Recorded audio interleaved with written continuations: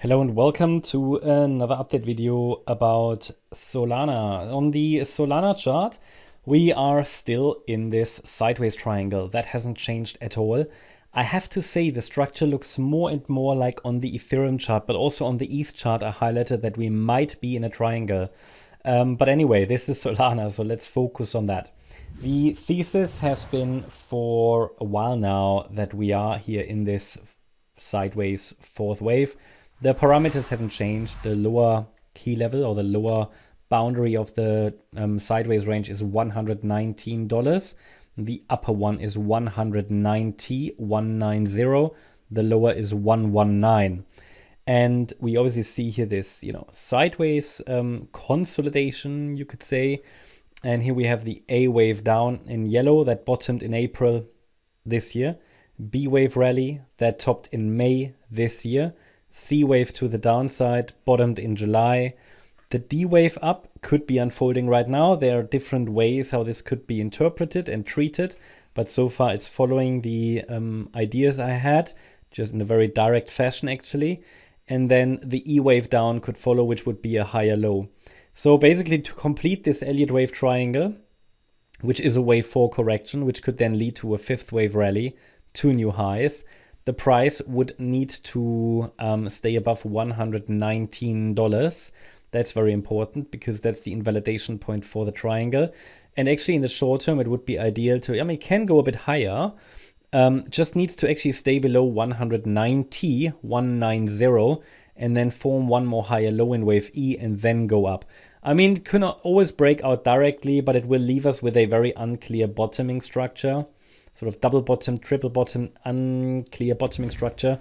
If we're talking about a triangle, it really ideally forms a lower high first, a higher low, and then we go. But that's sort of the bigger picture. I don't want to talk about the alternatives because they really only come into play if the price breaks below 119. Can just mention a couple of words about it because, we can always form a larger fourth wave, right? They can always form a larger fourth wave, but it would not necessarily be a triangle, and it could be a WXY or an ABC, but that will only become relevant below $119. There has been a reason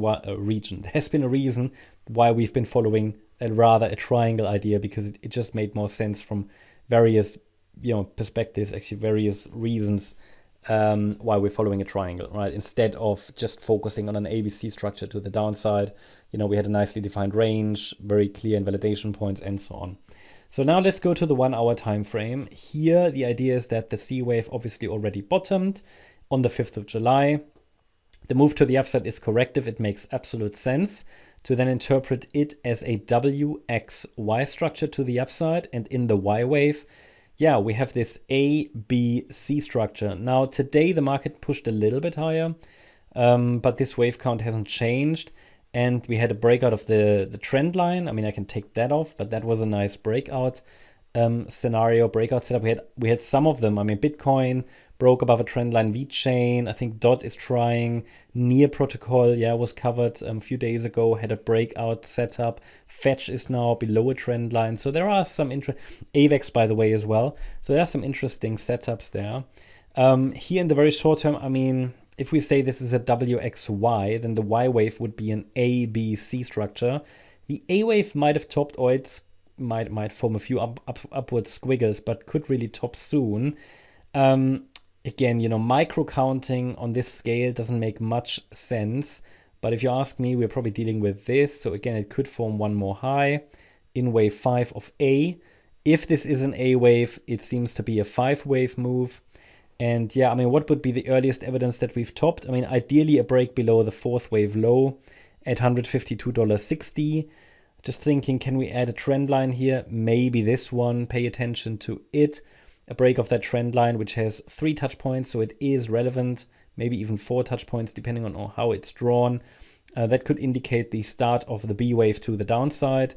And the B wave support is between $140 and $151.50.